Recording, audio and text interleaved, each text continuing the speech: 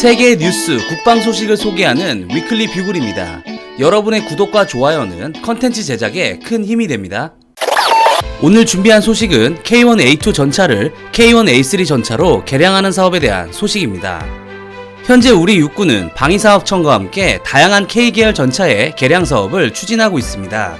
먼저 K1A1 전차를 K1A2 사양으로 개량하는 성능 개량을 진행하고 있으며 K1E1 전차를 K1E2로 개량하는 사업을 2024년부터 개시할 예정입니다.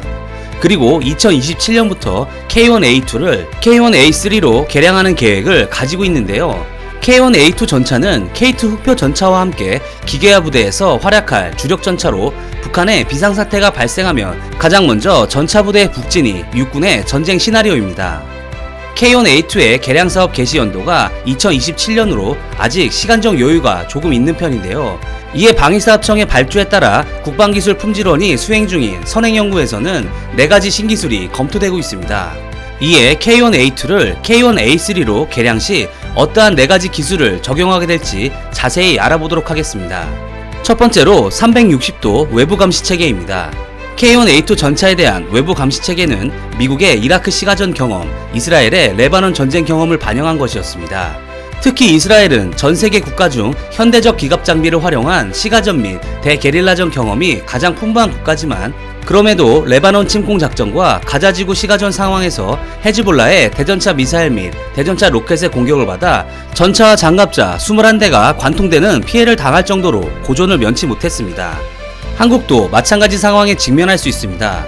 북한의 혼란한 상황에서 투입되는 한국군 전차는 작전 지역에 있는 군인이나 민간인들의 전투 의지를 확실히 확인할 수 없습니다.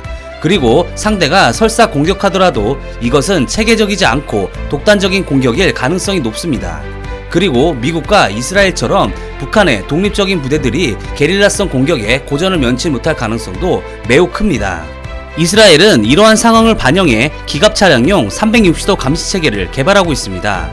한국도 개발을 진행하고 있지만 이스라엘은 이미 검증 단계 정도만 남았으므로 이스라엘이 개발하고 있는 몇 가지 기술을 통해 K1A3에 적용될 360도 감시 체계를 엿보도록 하겠습니다. 먼저 엘비사에서 개발한 아이언 비전은 인간의 시야각인 70도를 넘어서는 외부 감시 체계 구현이 가능합니다. 이는 외부 영상을 전차 승무원에게 전달함은 물론 자동 영상 분류 및 추적 시스템을 통해 감시 범위 안에서의 수상한 움직임을 경보해 줄 수 있습니다. 이는 엘비사가 F-35 전투기용으로 개발한 헬멧 마운트 디스플레이 기술을 기반으로 개발하였는데 이 기술은 F-35 전투기의 각부에 설치된 전기 광학 센서에 영상 정보를 조합해 파일럿이 기체를 투과해 외부를 볼 수 있는 것과 같은 기능을 적용해 전차 등 장갑 차량 안에서 밀폐 운행 시 360도 감시용 카메라 덕분에 장갑 너머의 외부 상황을 볼 수 있는 것입니다. 아이언 비전은 이미 메르카바 마크4의 개량형과 에이탄 장용 장갑차 등에 시험적으로 사용되고 있으며 한화가 호주군을 위해 개발 중인 AS-21 레드백 보병 전투 차량에도 선정되었습니다. 또 다른 360도 감시 체계는 이스라엘의 라파엘사가 보다 전통적인 대형 공용 디스플레이 방식을 개발 중인데 이는 차내의 전면과 측면에 대형 디스플레이를 설치하고 여기에 센서의 영상을 재생해 외부를 관측하는 방식입니다. 이는 아이언 비전보다 시계 범위는 좁을 수 있으나 창문을 통해 외부를 바라보는 형식의 직관적인 관찰 방식과 무엇보다 저렴한 가격이 장점입니다.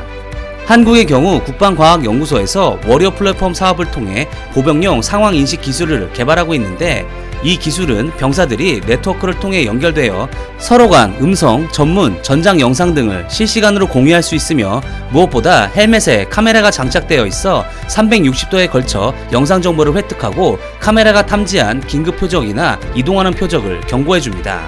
이 기술을 적용해 전차나 장갑차 외부에 광학 센서를 달아 360도 감시체계 구축이 얼마든지 가능한 것입니다.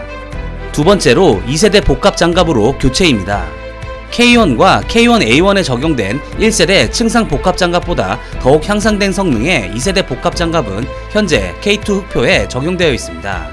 2세대 복합 장갑은 1세대에 사용된 알루미늄 옥사이드와 비교해 경도가 2배 이상, 충격에 견디는 힘은 1.5배 이상 높은 실리콘 카바나이트를 사용합니다. 그리고 APF-SDS 탄 관통자의 급격한 밀도와 경도 변화를 강요하고자 고경도 강철판 외에 타이타늄과 같은 고경량, 고경도 재료를 적극 사용하고 있습니다. 여기에 추가해 LS 다이나 3D와 같은 컴퓨터 시뮬레이션 프로그램을 활용해 APF-SDS 탄이 복합장갑판을 관통할 시 발생하는 현상과 충격파로 인한 파손, 응력의 확산 등을 미리 예측할 수 있게 되었습니다. 그 결과 감선 우라늄과 같은 위험물질을 사용하지 않고도 미국의 감선 우라늄 장갑과 동등한 APF-SDS 탄 방어 능력을 확보하였습니다. K2 흑표 전차에 도입된 2세대 복합장갑의 방어력은 K1A1과 비교해 10% 정도 두꺼워진 수준이지만 APF-SDS 탄의 방어 능력은 크게 향상되었으며 이 기술은 터키 알타이 전차에 수출하기도 하였습니다. 이에 육군은 K1A2 전차의 포탑과 차체에 장착된 복합장갑을 최신 2세대 복합장갑으로 교체를 계획하고 있습니다. 전차 장갑이 모듈로 되어 있어 이를 제거한 후 2세대 신형 복합장갑을 삽입하는 되는 방식이라 비교적 쉽게 교체가 가능합니다. 세 번째로 신형 엔진 탑재입니다. K1E1과 K1A2 전차에는 1180마력의 독일 MTU사의 MB871K501 디젤 엔진이 장착되어 있습니다. 이는 독일 레오파드2 전차에도 사용되는 것과 동일한 계열로 STX 엔진에서 면허 생산과 창정비를 수행하고 있습니다. 이 엔진은 4800시간 사용 후에는 창정비를 하는데 현재 사용 중인 K1E1과 K1A2 전차 중 3회 이상 창정비를 진행한 모델들이 상당수 포진해 있고 대부분이 노후가 심해 이번 K1A3 사업을 통해 새로운 엔진을 개발해 장착하려고 계획하고 있습니다. 이에 STX 엔진은 새로운 엔진 개발을 제한하고 있는데 이는 독일 MTU사의 면허 생산 기술과 창정비 기술을 바탕으로 MB817K501 엔진의 성능을 강화하는 식의 개발이며 이미 독일 MTU사에 별 문제가 없이 성능 개량이 가능하다는 자문까지 받은 상태입니다. 간단히 정리하자면 1180마력에서 1340마력으로 개량하는 것입니다. 하지만 문제는 변속기인데 현재 사용하는 독일의 GF사의 LSG 3000 변속기가 최대 1300마력까지 감당할 수 있기 때문에 새로운 변속기를 개발 혹은 도입해야 하는 문제가 발생합니다. 이에 많은 전문가들은 기존 LSG 3000 변속기가 감당하는 1300마력까지만 개량하는 것이 가장 합리적인 판단이라고 주장하고 있습니다. 실제 영국 챌린저2 TES 전차는 중량이 62톤에서 75톤으로 늘어났음에도 기존의 1200마력 엔진을 사용하고 있습니다. K1A3를 개량하더라도 중량이 엄청나게 늘지는 않을 것으로 판단되기 때문에 1300마력 선에서 절충이 합리적이라고 판단하는 것입니다. 네 번째로 새로운 하드킬 능동방어 시스템의 장착입니다. 한국의 전차는 북한에서 비상사태 발생 시 북한 지역의 고속돌파 작전을 펼치기 때문에 진격 과정에서 만날 수 있는 적의 대구경 대전차 미사일에 대응할 필요성이 높습니다.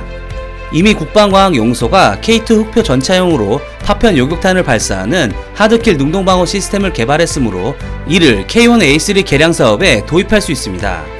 하지만 이는 파편형으로 작동 시 주변 아군 전차나 보병들에게 치명적이기 때문에 시가전에서 함부로 운영할 수 있는 체계가 아닙니다. 이스라엘은 이런 문제에 대응하기 위해 아이언 피스트라는 하드킬 능동방어 시스템을 개발하였습니다. 아이언 피스트는 강력한 포갑을 사용해 대전차 로켓을 중간에서 절단할 수 있으며 1m 범위에서만 위력을 발휘해 주변의 피해를 최소화하므로 시가전에서의 대형 대전차 미사일 요격 방어에 특화된 체계입니다. 아이언 피스트는 미국의 M2 브래들리와 네덜란드의 CV3035 그리고 하나의 레드백에 적용되었습니다. 한국도 국방과학연구소를 중심으로 아이언 피스트와 같은 폭약만을 사용하는 2세대급 능동방어 시스템을 개발하고 있지만 예산 부족으로 진행이 더디고 있습니다. 하지만 이번 K1A3 개량 사업에 힘입어 새롭게 예산이 편성될 것이라는 기대감이 높습니다. 추가로 K1 계열의 조종석은 매우 비좁고 불편하여 조종사들이 굉장한 피로감을 느끼고 있습니다. 실제 저는 04년도에 일선 부대에서 K1A1 포수로 병역을 이행하였는데 조종수 교육도 상무대에서 병행하기에 조종을 실제 해봤으나 피로도가 상당하였으며 과연 밀폐 조종은 어떻게 해야 하는지 깊은 의문이 들 정도였습니다. 과거와 다르게 우리 군은 피로도가 전투력에 지대한 영향을 미치는 것을 항상 고려하기 때문에 앞서 언급한 4가지 사항 외에 조종석을 좀 더 넓게 바꾸는 것도 고려하고 있습니다. 2027년 K1A3 사업이 제대로 완수된다면 한국군의 육군 전력은 기갑부대를 중심으로 세계 3대 육군 전력을 계속 유지할 수 있을 것이라고 생각되며 북한과의 군사력 격차는 더욱더 벌어질 것이라 생각됩니다. 앞으로 개발될 K3 전차와 K2 전차 그리고 K1A3 전차가 대한민국의 지상을 지키고 있는 모습이 벌써부터 기대가 됩니다. 이상 위클리 뷰글이었습니다. 시청해주셔서 감사합니다.